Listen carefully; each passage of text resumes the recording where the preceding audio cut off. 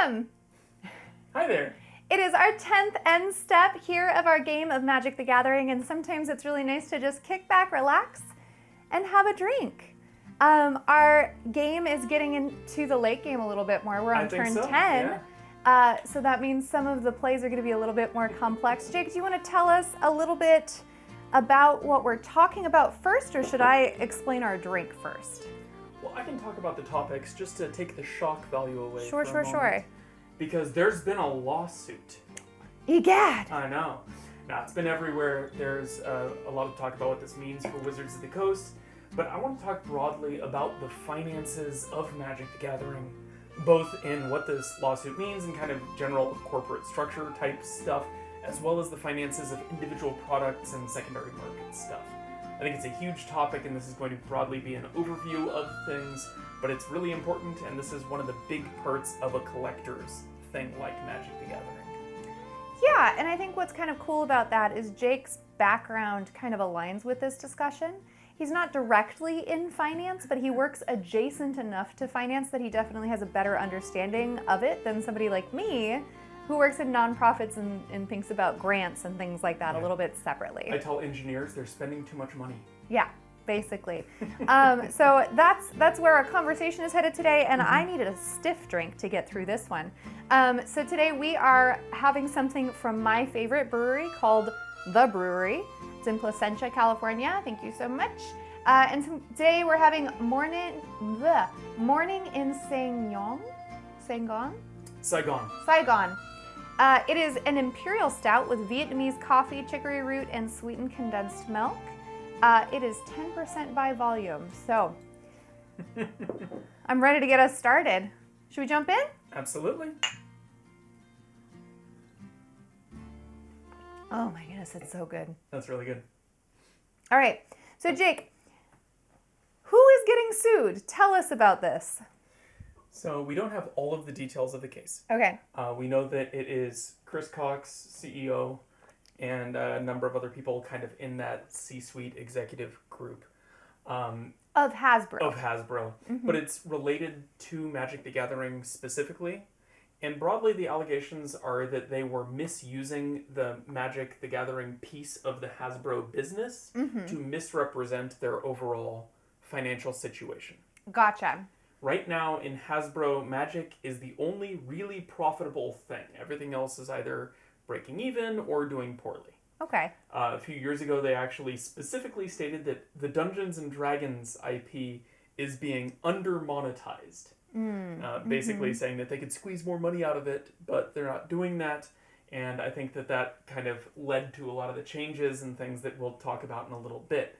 But for Magic the Gathering, the allegations are that they've overprinted product, and specifically overprinted high-cost product in order to inflate their value and inflate the amount of revenue that they are doing and the profit that they're taking in order to make the company as a whole look like it's doing better, to increase their stocks. And then using this increase in stocks, they have consolidated a bit by doing stock buybacks, but because of this inflated price, they've wasted money. Okay. Take it a couple steps back. I have a few questions. So today I'm a passenger princess in this conversation. Jake has been reading up on this a little bit more than I have, and how in depth have you been reading? What is your knowledge base right now? So most of what I've read is fairly high level. I'm not an expert in this, but generally a business's stock grows when its revenue grows. And so this is like the overall business base of a company, how much money is actually being brought in sales. So this isn't just the profit piece, this is the total amount of revenue. So you can grow that revenue by just making and selling more stuff, even if that stuff that you're making and selling is less profitable.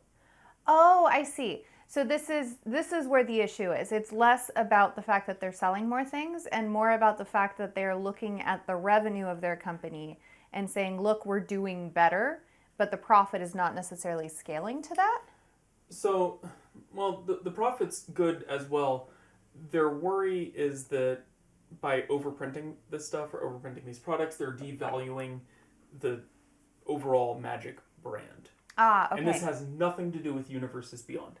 Cool. A lot of people are talking about how this is finally revenge for Hasbro bringing in all of these other IPs into Magic. This takes place before that. Okay. This is more related to the Masters sets and these other reprint sets that they've produced. And I think in internal communications that have leaked, they are referred to as parachute sets. These are things they know will sell well. Right. So they can just print more of it and make more money.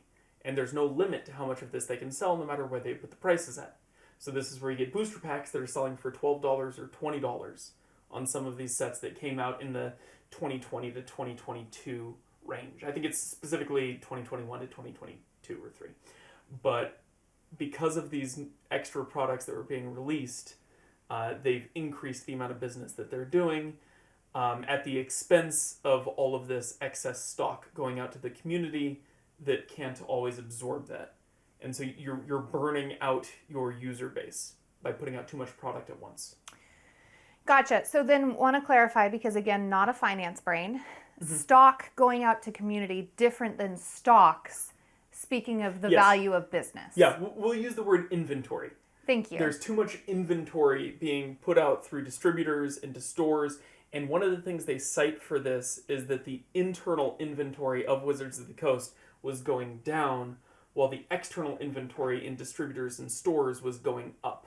So basically, they were releasing so much product that it was building up in the distributors and in the local game stores and in Walmarts and Targets, where it was just sitting and dying on shelves. Okay. This was one of the issues they had with Iconic Masters, where the price point on that fell like a stone and took years to actually recover. I remember when they released Plane Chase Anthologies, which was also, I think, around this time.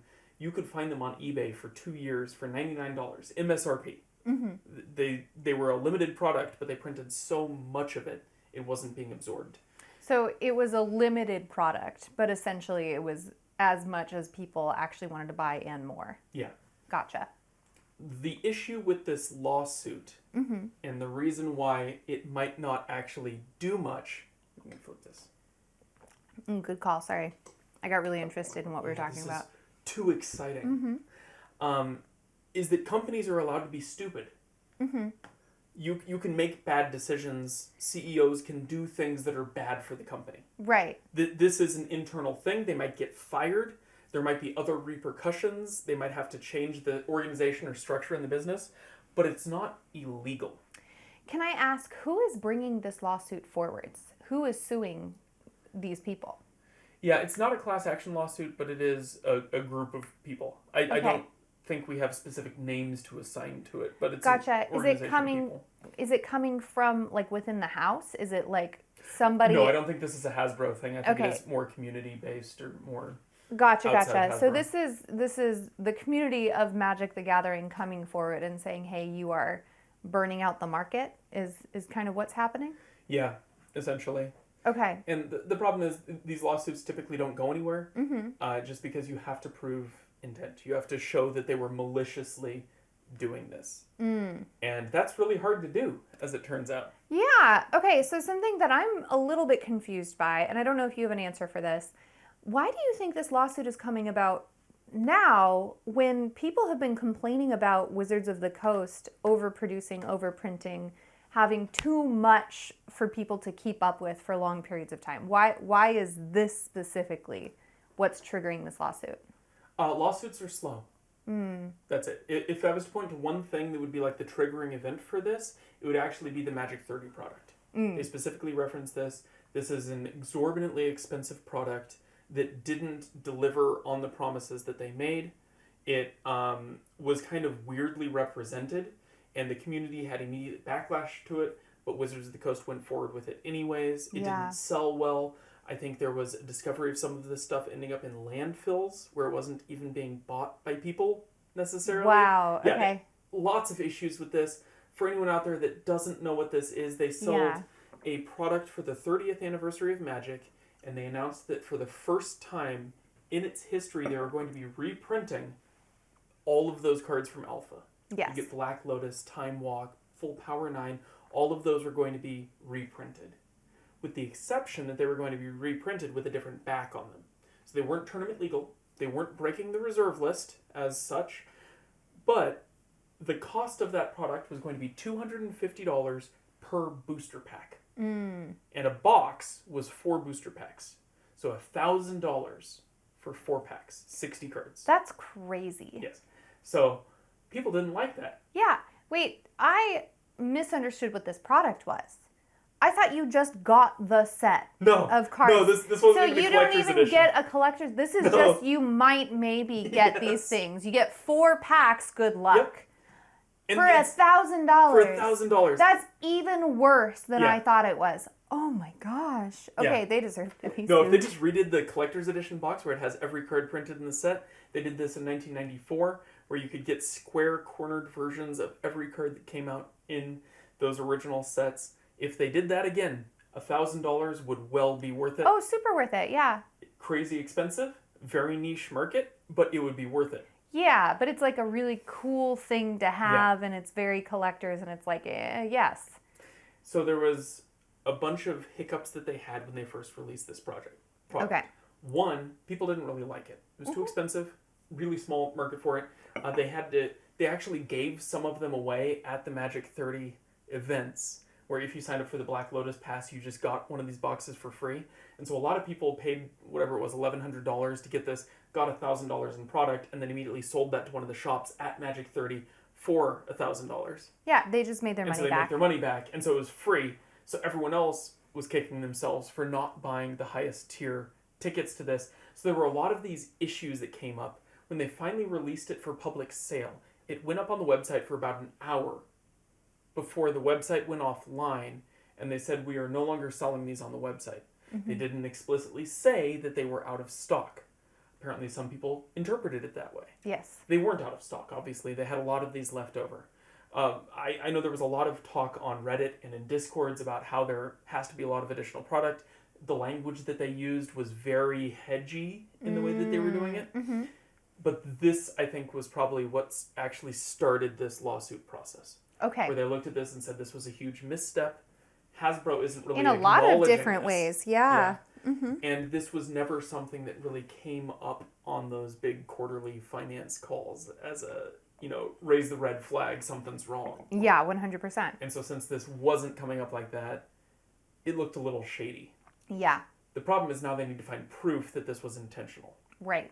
Did they intentionally offload this product? Did they intentionally withhold some of this information and misrepresent their financial status to the shareholders so that when they did these stock buybacks, they were buying it at an inflated price? To be clear, not buyback of this product. No, it's that inventory they own. And so that's why, if it ended up in a landfill, sometimes you just destroy unsold product. That's something that manufacturers can do. So when you say buyback of stock, can you explain what a buyback of stock looks like in this situation, what that means? Yeah, basically every company has a certain amount of shares that they sell on the stock market. And so people will own certain amounts of the overall total number of shares. Yes. When a company does a stock buyback, it takes a selection of those shares and purchases them to reabsorb into the company. The main benefit of this is that all of the rest of their shares increase in value. So theoretically, if you do an across-the-board blanket purchase of shares, everyone else will break even and there's fewer shares to go around. And so there's a number of benefits, but it's essentially a break-even point. Gotcha. The issue is if those shares are inflated, if the stocks are overly represented and you do that buyback, they'll go up in value, but you've just overpaid for your own stock. Right. And so then it's the question of where is that difference going? Is this just being brought in as operating capital, or is this just lost? Is this being brought into, C-suite people as bonuses and that kind of thing? This is a good way to launder money. Right. So it looks super shady. There's going to be a whole lot of things that come out in discovery, probably not publicly, but internally. And if they want to avoid all of that, they're just going to settle out of court like they've done several times in the past.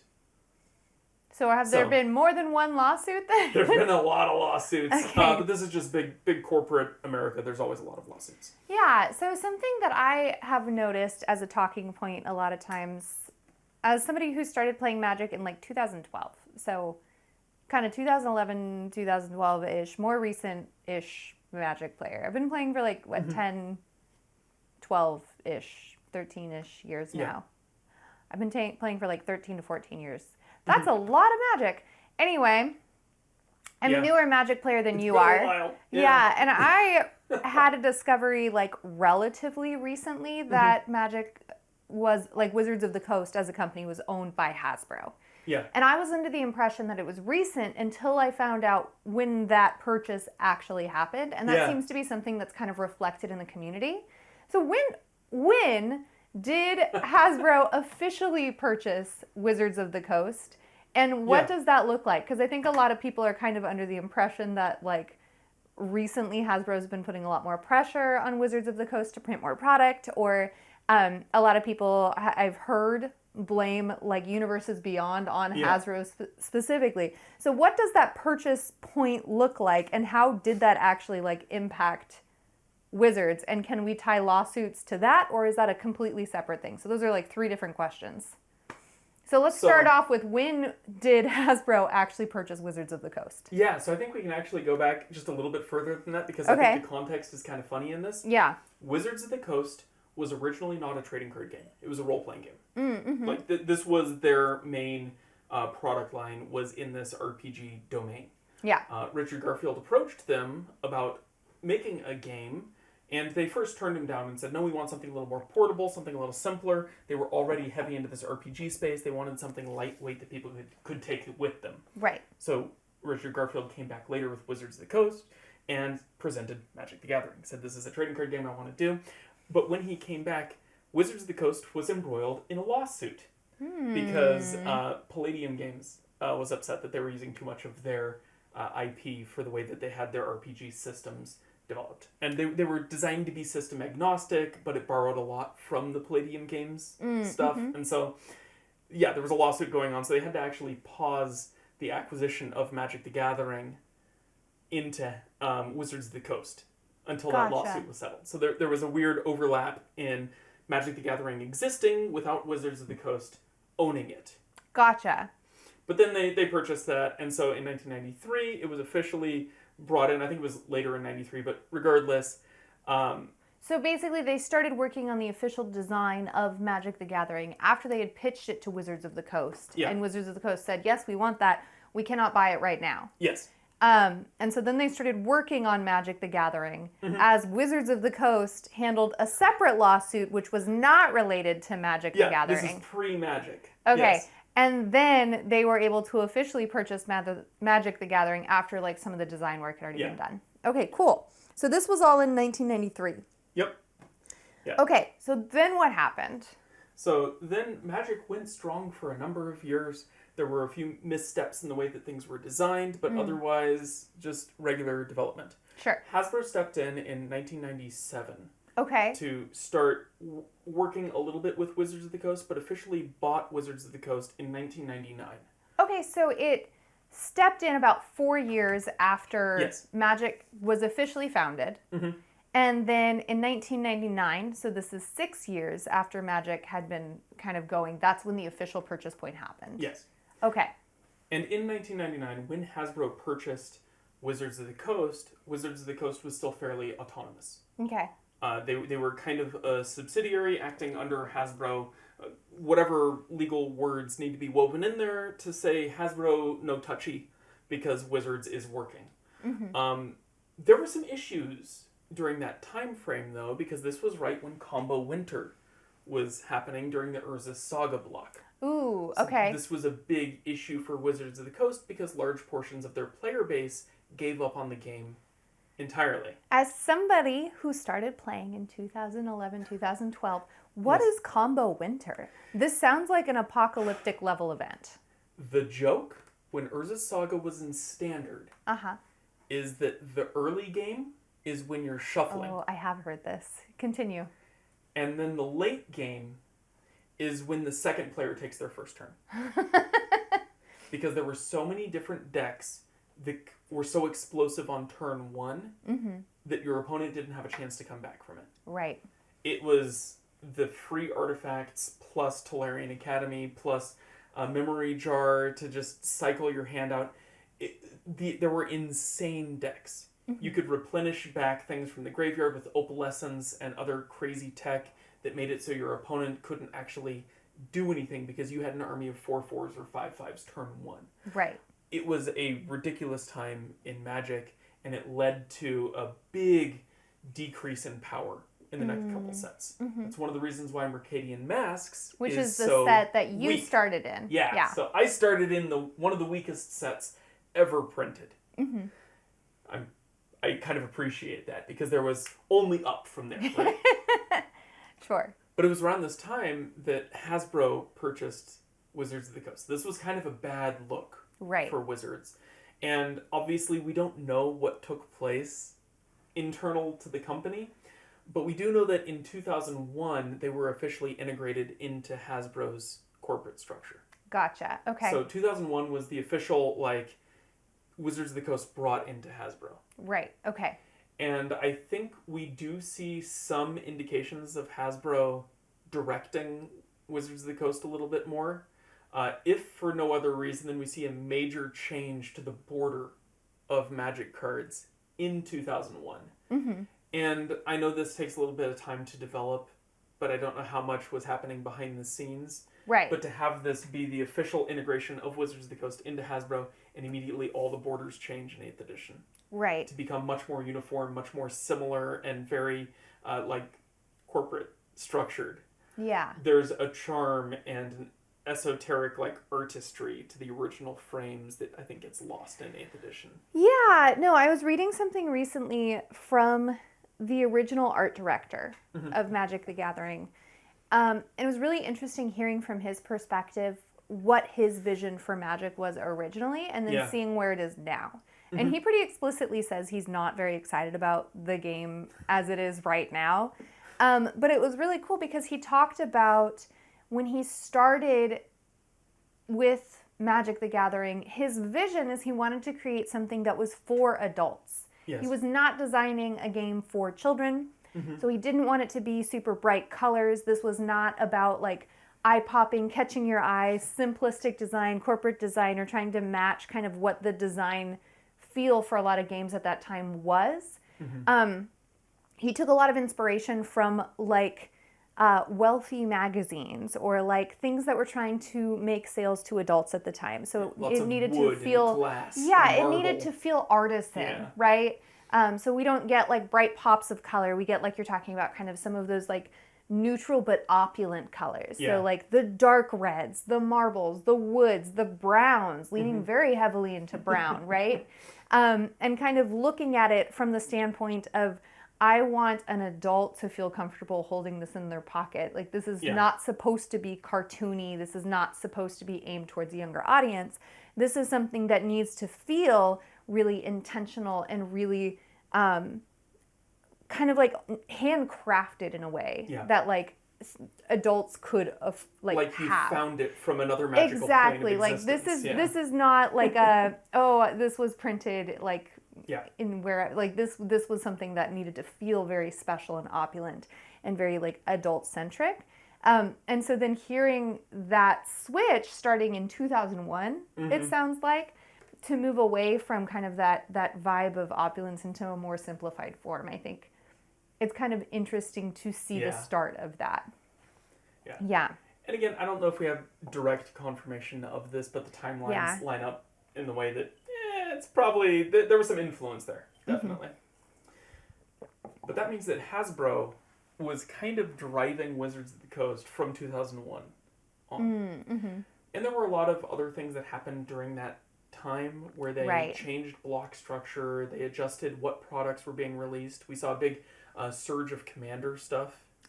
Yeah, in 2011 forward. Really quickly, just because I don't want to brush past this. Yeah. A lot of times when companies acquire other companies, there's things like mass layoffs yes. or is that something that we know that we saw with Wizards of the Coast, or did they kind of get to maintain business as usual in terms of who was working there? I think they maintained their personnel pretty pretty well. Yeah, I don't know the exact details on that. I was just curious. I think it would have come up if they laid off half their staff. Right. Would have seen something like that. And we know a number of household names that have been working at Wizards of the Coast since then. For sure. Yeah. Yeah. No, that's super fair. Okay, sorry, continue. So you were talking about how we started to see kind of a support of like different product in certain ways. And one of the things that you brought up was Commander and some of the other things. Please continue with your thoughts. So, Hasbro, obviously, market research, trying different products, doing the usual, let's test where we can, make more money, make more products, make more things for the community. They reached out to a lot of these different community groups, and that's kind of where Commander comes from, is a community-driven format that's incredibly successful and sought after, and that's a really cool direction that they went. I appreciate that. But if we step back a little bit, in 2006, there was another lawsuit where Magic the Gathering sued MTG Salvation, which is a forum that lasted well beyond 2006, but it was a space where people would discuss all things Magic, from deck lists to strategies to current events to upcoming products to spoilers to leaks to stuff they shouldn't have actually had access to. Ooh, okay. And so there was this big issue where people were posting leaked product for upcoming sets. Mm-hmm. And it became a big issue that they were hosting that on their sites. There was a lawsuit related to where those leaks were coming from. Gotcha. Do we have confirmation where those leaks were coming from? Was it from like it inside of Wizards? Okay, sounds good. Just curious. You'll find that that's a theme with all of these, is that there wasn't a big flashy trial. We didn't get a lot of things out of Discovery. Yeah, that's they usually were all settled out of court. Bad for business, right? Yeah. Mm-hmm. Yeah, this is probably the best result for everybody in this case. Mm-hmm. Usually these lawsuits are more of a threatening stick to say, hey, stop doing that thing. Right. We are a big toy company. Yes. Yeah. Also in 2009, there was another lawsuit, but on the D&D side, about use of some of the Dungeons & Dragons IP. And so this is another ongoing theme within this Hasbro ownership of Wizards of the Coast, is that they are very protective of their IP. Yes. And that's one of the kind of cool things about the SRD. And this is the system resource document. Okay. It is a bare bones version of Dungeons & Dragons. Okay. And this document is, open source is the wrong word for it, but it's the pieces of Dungeons & Dragons that other things can borrow from to make tie-in product. Gotcha. Wizards of the Coast stood very firmly by the belief that they held from the very beginning that ancillary products that tie into overarching role-playing games like Dungeons & Dragons or the Palladium series of games is healthy for that. Mm-hmm. And so they wanted to give access to other developers to make things that feed their game. It's a very good symbiotic relationship. Yeah, so I mean, one of the ways that I think about that is very similar to game systems, right? So like you have Nintendo, which has ownership of very specific things, and which is famously hostile. It is very hostile. But then right? you have like other systems that are a lot more open to like other people developing for their game systems, and that creates really healthy relationships with community in a really cool way. Yeah, you see big modding portions of the community around certain games that allow games to live well beyond their intended lifespan. Yeah, I think the first one that comes to my brain is the Minecraft. Like Minecraft, yeah. The fact that I was thinking played Skyrim, but Skyrim too. But I was thinking, well, because for me, Minecraft is like something that like a lot of my friends played pre. That's true. Having children, Yeah. and Bowden now, our son, still plays Minecraft and is obsessed with mods. Yes. And so it's something that I think is a really good example of this, like just thinking of it in another context of like how that does really support kind of healthy community growth. And it also creates investment in your game system because people are taking their own creative energy and supporting that game system. Yeah. So I think that's great. That's very cool. Yeah. We don't quite see that so much with Magic and tie-in product. Outside of cool deck boxes. Yeah, I was going to say we have deck boxes, play mats, stuff. sleeves, tokens. Yeah. That kind of stuff. Yeah, that's true. But yeah, so we see this kind of Hasbro push towards new things and trying out different methods. Magic was very structured up until that point.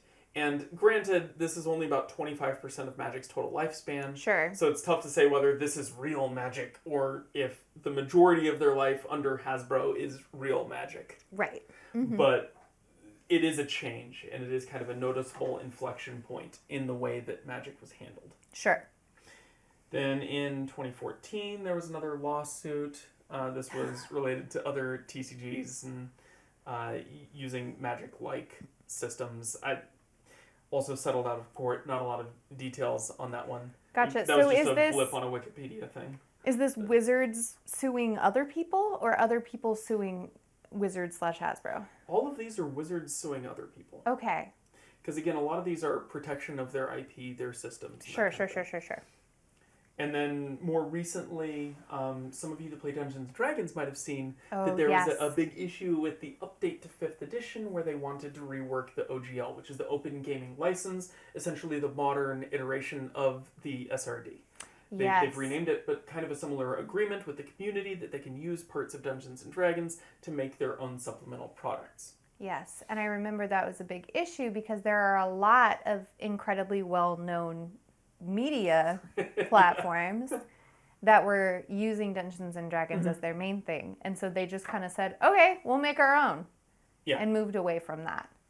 Yeah, and it wasn't so much that they weren't allowed to use it, but any use of the Dungeons and Dragons system gave Hasbro the right to absorb those things as their product and monetize them. Right, and that's hugely problematic. I'm saying this as somebody who's an artist and who cares a lot about intellectual properties. Right, absolutely. Right, and so like if you are spending the creative time and energy to make something, especially in the case of like Dimension 20 or some of these other groups who a mainstream of income started to come from the creatives that they were making around this game system. Yeah. That's not okay. That's a huge issue because all of a sudden it means they can be like, nope, yoink, that's ours now.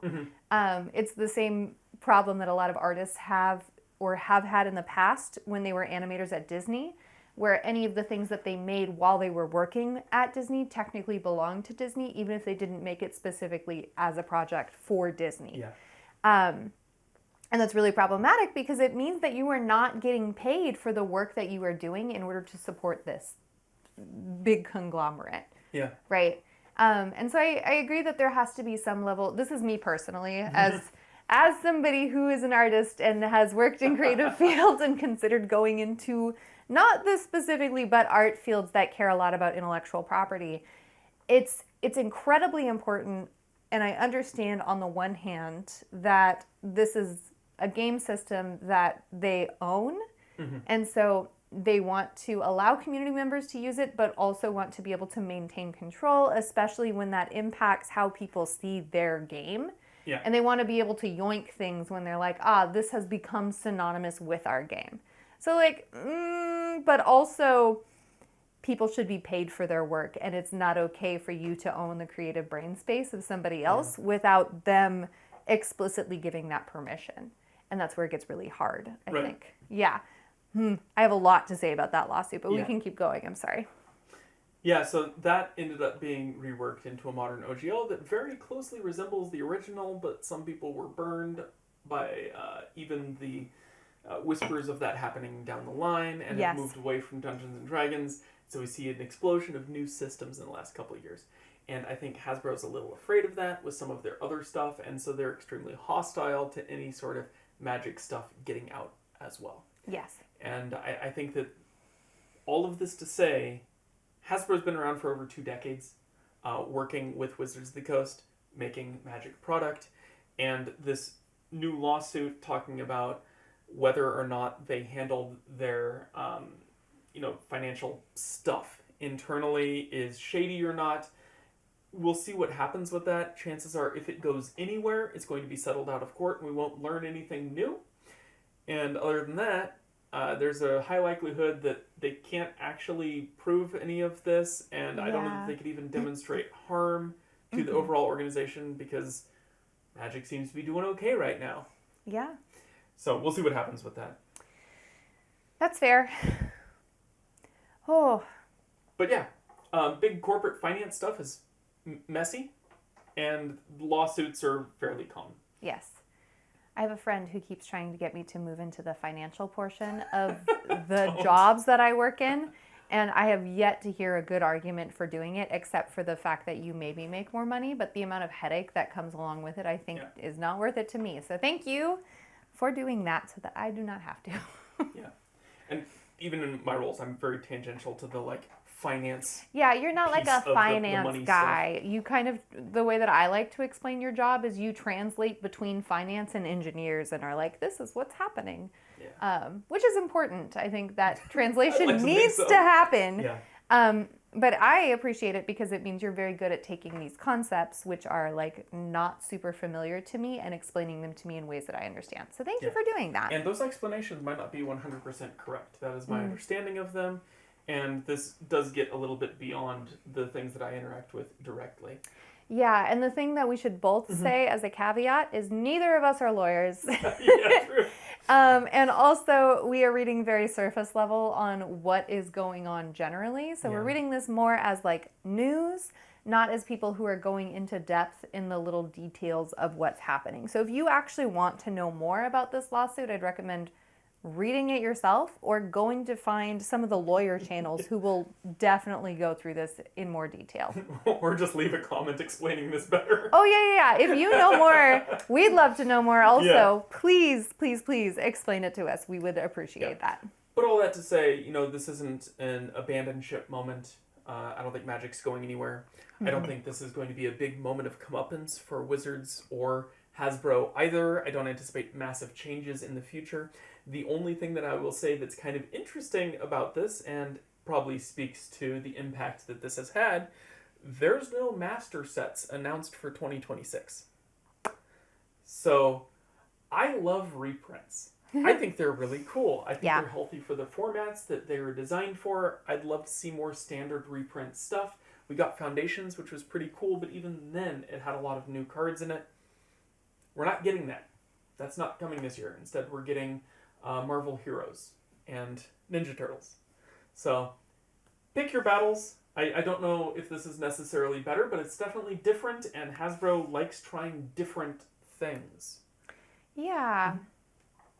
Yeah, no, I was thinking about this coming into this conversation about the purchase of Wizards of the Coast being purchased by Hasbro. And I know it took place a long time ago. Yeah. But I think some of the things that people are overlooking about the benefits of being under Hasbro, like you were saying, the market research. There's just a larger amount of funds and people that a company like Hasbro can invest into different things like market research and like IP. So if you like Universes Beyond, I don't know that Wizards of the Coast on its own originally, it probably would have been able to purchase like the use of some of these IPs or whatever. Like the scale. But the scale of it's just insane. And I feel like the name Hasbro behind it is also kind of helpful in that, especially since Hasbro as a toy company has been able to work with some of these IPs in the past in order to create different figures. So they already had kind of that working relationship. And so some of the benefits that we see of Wizards of the Coast being entangled with a company like Hasbro is some of those partnerships that are kind of already lubricated a little bit by kind of the other things and other projects that Hasbro has been working on. So I think there's a lot of negatives for Wizards of the Coast being owned by a large company, but I do think that there are a couple of positives which we can keep in mind. The main one to me is that market research, because it is really helpful for us as a community to be able to say, yes, we like this, no, we don't like this, and have a company that has enough funding that they're able to like check in with their community about it. It doesn't mean they always do a good job, but they technically have a department for that, which has more funds than a smaller company probably would have. Yeah. And then again, having kind of that name recognition and partnership in other projects can be really helpful when you're trying to build, especially partnerships and IPs. Yeah. Yeah, it is kind of funny though. I know that one of the things that always comes up when we talk about Universes Beyond and these IP discussions is why aren't other things doing Magic stuff? Yeah. Like, if we're using Warhammer stuff, why aren't we getting a line of Magic the Gathering tabletop miniatures? That'd be so cool. It'd be great. But it's because they're really protective of that. And basically the only time we see the Magic the Gathering IP being sold out to things. It's for a movie project that doesn't happen, or a TV project that doesn't happen, or a Netflix project that doesn't happen. Is it because they're so protective of their IP that when they sell it out, there are so many limits that I have eventually no they have idea. to pull back from it? Because actually I could see that being a thing. Absolutely. I could see Yeah. that being a thing, but I don't know. Again, this is all like closed-door meetings. We just know that these rights have gone out several times and nothing has materialized from it. But also that's an industry where that happens all the time. Yeah, that's true. I was gonna ask you, kind of related to that, if you could see a movie or TV show that was Magic the Gathering, what would you want it to be? I've talked about this before. Have you? Yeah, my dream for a Magic show is not to have it be like a Yu-Gi-Oh! You have to save the world type thing where there's weird stakes put on this in the real world. I also don't want to see it be purely in-universe where it is just like the story of things that are already happening. It'd be cool to see like a Weatherlight Saga Monster of the Week type thing. I think that'd be cool. But my dream show would be that sort of like out-of-game and in-game split type show where it goes back and forth between it, where you have things happening in the real world where people are just playing this card game, kind of a slice of life type thing, but then have that be coupled with this in-universe massive battle going on and planeswalkers actually interacting, and have this second storyline kind of existing in parallel with it. And you can have cool crossovers between different characters being very different in-game versus out-of-game and things like that. You want the Lego movie.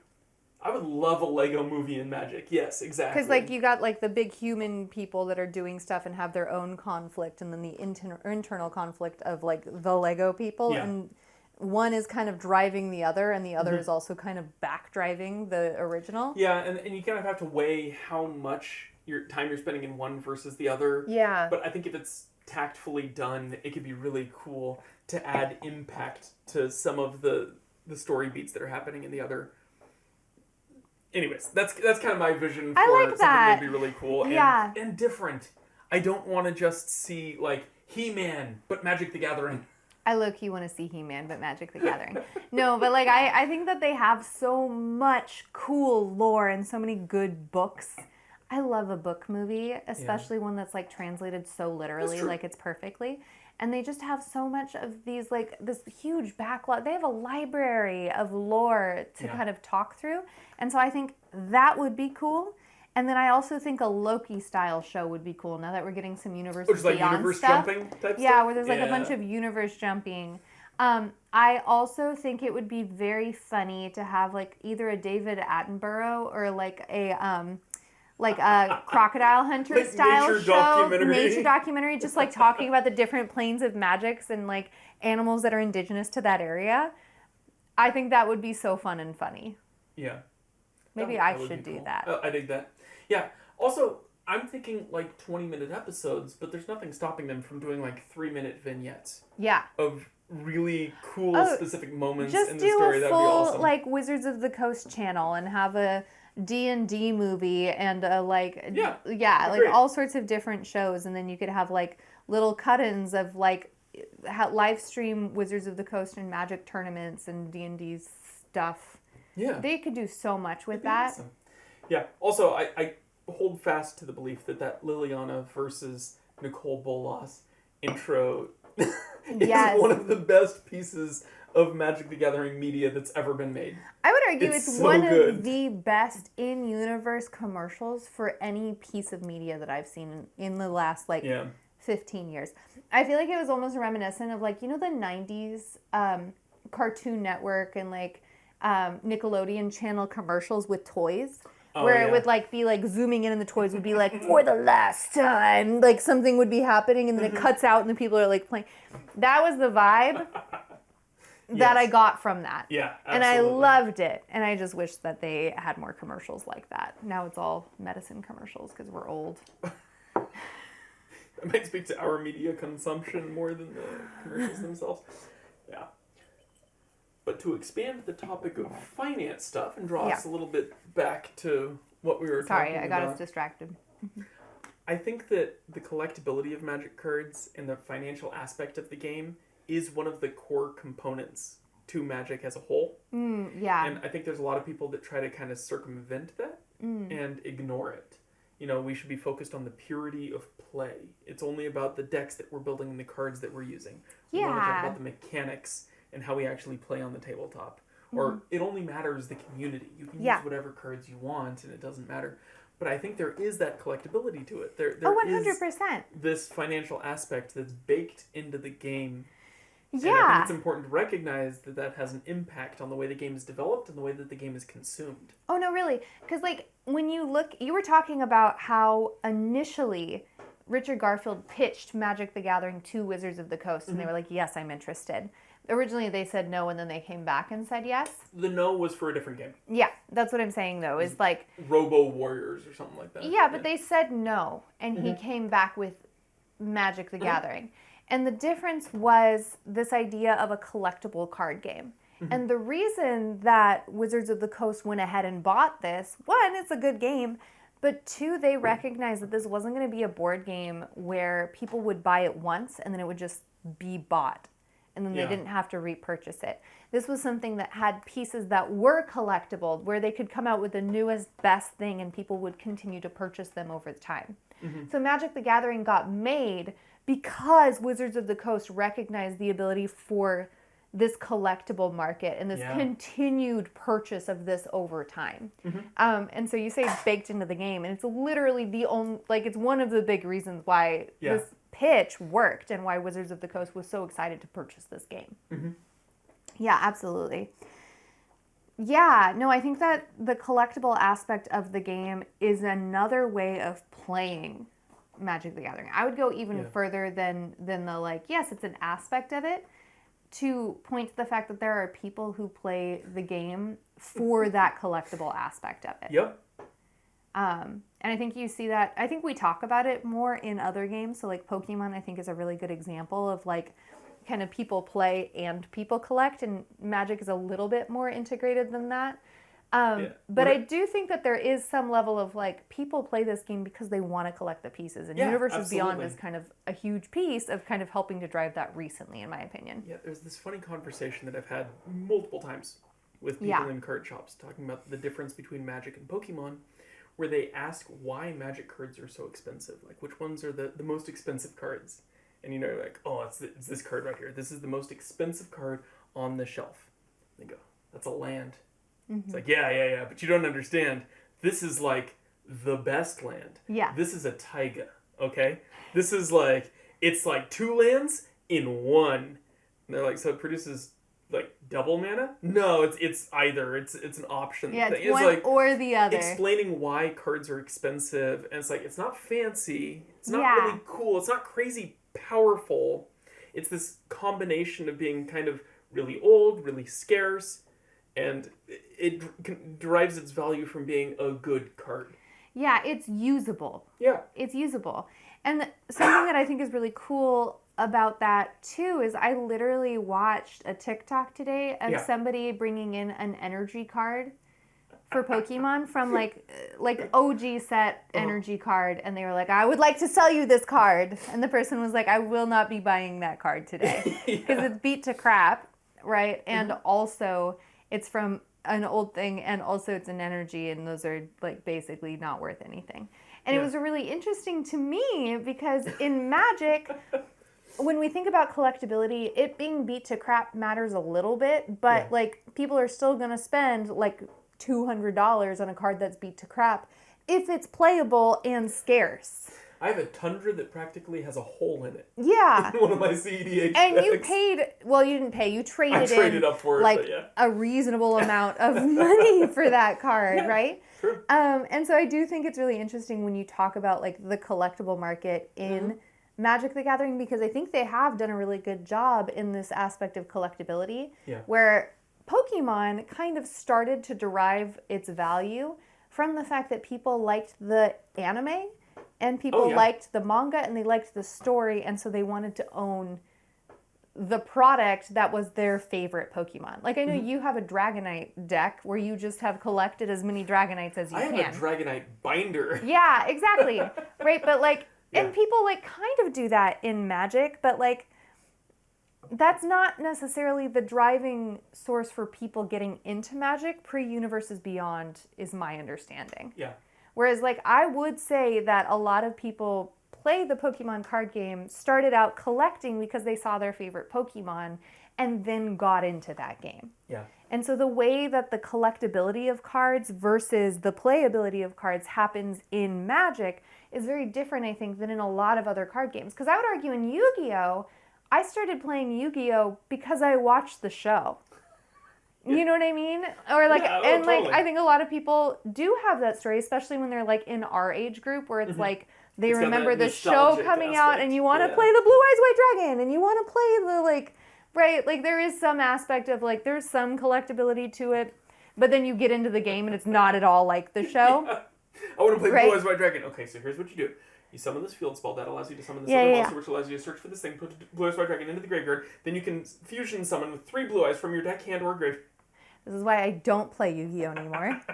I learned how to read, and I stopped playing that game. Oh, it's wild. Yeah. Yeah. No, but it is really interesting because when you look at Magic the Gathering, when you talk about collectability and price based on collectability, it's very different in some ways than a lot of other trading card games. And it kind of is like the OG Yeah. trading card game. So the fact that it functions so differently than a lot of these other trading card games in the way that collectors work is really cool. Oh, my favorite thing, to go back to the Yu-Gi-Oh example, Yeah. people that played Yu-Gi-Oh when it first came out are now our age. Yes. They're coming back into the store and they're like, I played Yu-Gi-Oh way back in the day. I'd love Yeah. to get like a cool Yu-Gi-Oh card. And they look at it and I don't understand what this card does. No. This is completely unfamiliar to me. Yeah. Whereas on the Magic side, I have people that come in and say, I haven't played Magic in 27 years.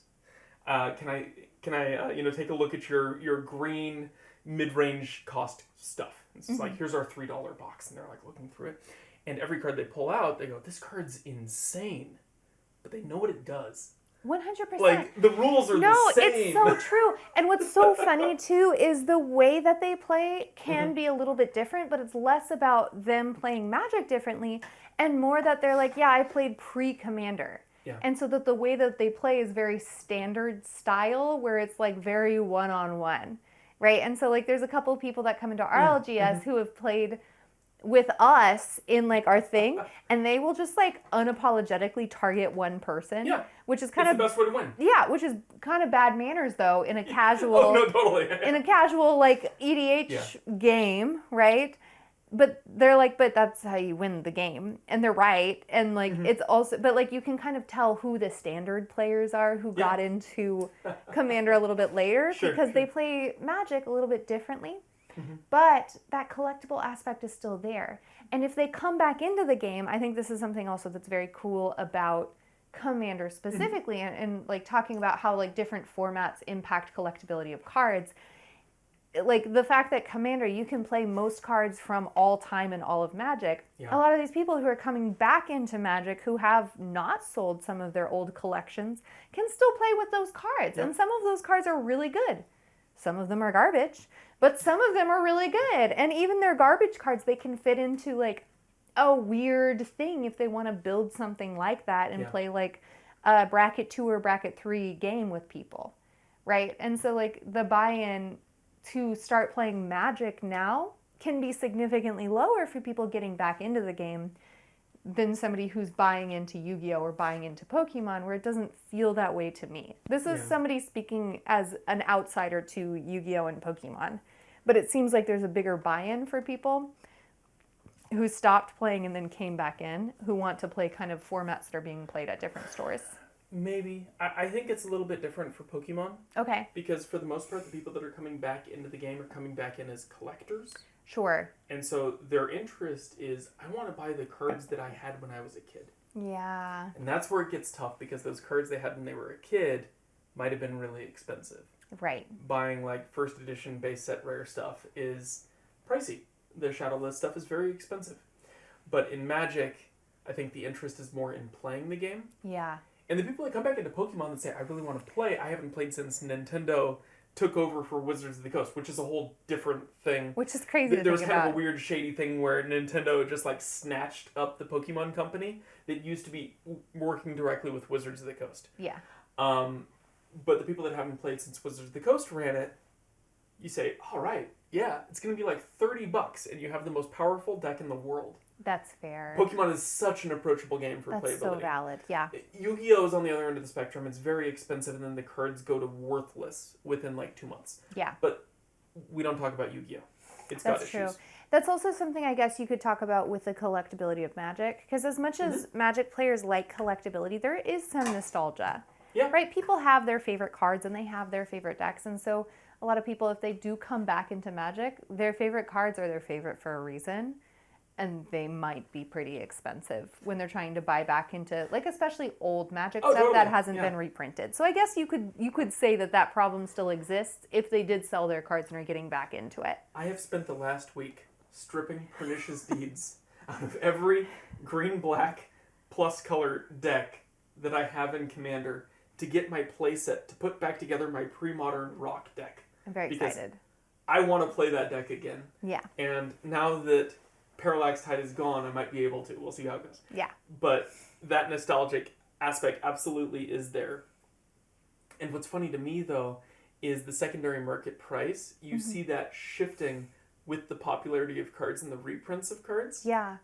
And as different interests change over time, the cost of a card can go way up or way down. Yeah. And it's tied to the playability. Yes. Almost entirely. Yeah. So it's kind of crazy to see those swings in Magic. Yeah. And what's interesting is I think people have this concept, at least I had this concept, that the reserve list, all of the cards on the reserve list are expensive. But that's not true. There's some cards on the reserve list that are just bad, and they're not expensive. Like, do you know what the cheapest card on the reserve list would be, or can you estimate what it is? Oh, there's cards on the reserve list that are like $1. Yeah. And they're like weird old vanilla stuff. Yeah. And it's just not playable. Yeah. At all. And even then you have stuff that's really playable, like Breath Stealer's Crypt is one of my favorite cards. Basically, whenever anybody draws a card, they have to reveal it. Already really powerful. And if it's a creature, I think they have to pay 3 life to keep it. Whoa. So you just tax people on drawing creatures. That's really fun. Oh, it's so cool. I love it. Why isn't that played more? It costs 4 mana. It's just a little slow. It comes into play late game, but yeah, like you do and that it's in and you blue-black, and you like drain people for tons of life. I guess that's fair. And you're also like, that's fighting for so many other positions in a blue-black deck. Yeah, and then you have like corrosion, which is really cool. It basically rusts out artifacts, and so people have to pay mana to keep their artifacts. Does it force like an upkeep? Is it a cumulative upkeep? It's a cumulative upkeep, but also it puts counters on everything else, and then they have to pay that tax on the counters on everything else. So it forces cumulative upkeep on other people's things. Yeah. Do those counters stay even if the card dies? No, I think they get cleared. It's only okay. It's not a crazy expensive card, but it's like a weird tech piece. I love Most that. of the reserve list is just weird cards. And in some ways, I appreciate the fact that like Hasbro and Wizards of the Coast have stuck to that. It means that there is a stable secondary market where you don't see things dropping to practically worthless just because stuff has been reprinted. Although we do see cycles with stuff like Shocklands where they go from $10 to $20 depending on how recently they've been printed. Yeah. But they've done a good job with kind of managing the price of the secondary market. Yeah. Despite all of the other obstacles they have. That's true. And I think it is something that's very funny because it is so clear that they really do pay attention to the secondary market. And there's this myth that I have heard repeated multiple times that they don't pay attention to the secondary market. It's very clear that they do. Yeah. And you see cards upshifted to Mythic just to have fewer of them printed in a set so they maintain a decent cost profile. Yes. Because otherwise you have situations where cards like Termagoyf go from $175 to, I think, $7. Which is wild. That is wild. Yeah. No, I think that's very true. I think it's also interesting, like, looking at the cost and collectability of cards and thinking about how different... Ooh, what is that called? Playstyles? Nope. Like archetypes? Nope. Commander, Standard, Formats? Modern formats. Thank you. I forgot Gotcha. the word format. Yeah. I could name them for you. That was good. I was Got just me going there. to keep going Yeah, that's cool. until you got the word. I was kind of curious how many formats you were going to name. Vintage, There's like Pioneer, Popper. I could keep going. Canadian Highlander. Let's get to the unsanctioned Yeah, formats. All right. Cool. Oathbreaker. Ooh, good grab. Thank you. No, but like I think it's also interesting to think about like the price of different formats and getting into those formats and what it means for playability, like competitiveness, and then also like whether or not people are playing those formats for price. Yeah. Because like to me, like when I think vintage, I think expensive. Yeah. And Vintage is very expensive. There's no way I could ever build a paper vintage set. That sounds a deck. Yeah. That sounds crazy to me. Like it's just like to me, I'm like all the people who play vintage are either wealthy, proxy, or have just been around since the beginning of Magic. Yeah, exactly. Right? And so like that's what I have as like a characterization of somebody who plays vintage. Yeah. Right? And like for me, like I probably wouldn't by myself get into playing pre-modern. Except for the fact that you play pre-modern and you own those cards, and so I can get into that set, so it's not prohibitive for me. Right. Right? And same thing for like standard. Like if I were to jump into a non-commander format, it would actually probably be modern, just because standard I feel like shifts a little bit more often. And I feel like if you buy a modern deck, it's going to stay a little bit longer than like a standard deck might. Would and be I don't nice. Well, I mean, I don't know if that's true. I've done zero research into it. Don't listen to me. Don't do that. But like that's probably what I would buy into. More stable. That's fair. It's just a little bit because like standard, it comes out. It's like with each new set, new cycles of cards immediately go into standard, and that's not always true with modern, right? Yep. Yeah. Yeah. Modern, unless they release a Modern Masters, which That's is the thing. rude of them. Modern Masters is a pure reprint set. It's the Modern Horizons that screw everything Oh, up. that's what I'm thinking of. Yeah. But you're absolutely right. And I remember when I was in college, I had a group of friends that all played Vintage.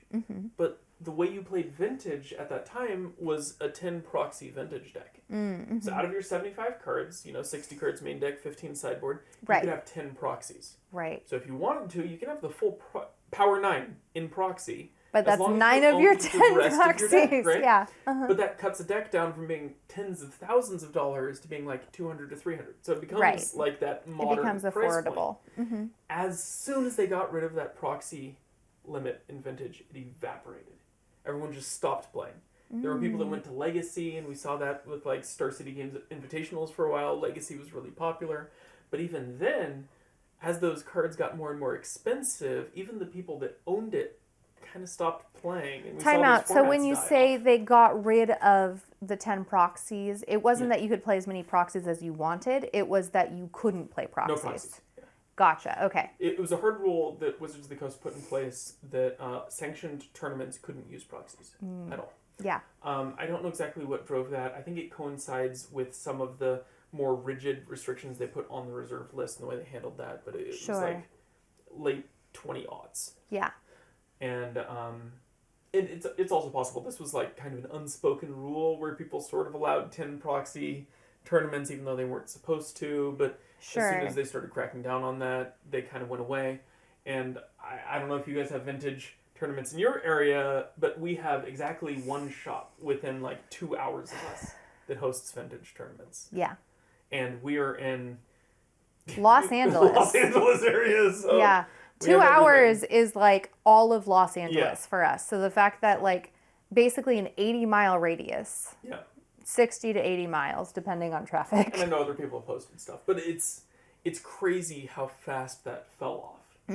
Just because of that accessibility. Yeah. And it makes me nervous because now that Pre-Modern has this spotlight on it on Magic Online, it's something that I really enjoy. I've talked about it a lot. More people are buying in. And those older versions of cards are becoming more expensive and harder to get a hold of. That's why I'm really glad I found my 4th Pernicious Deed, because I don't want to have to re-buy things that I'm pretty sure I own. Yes.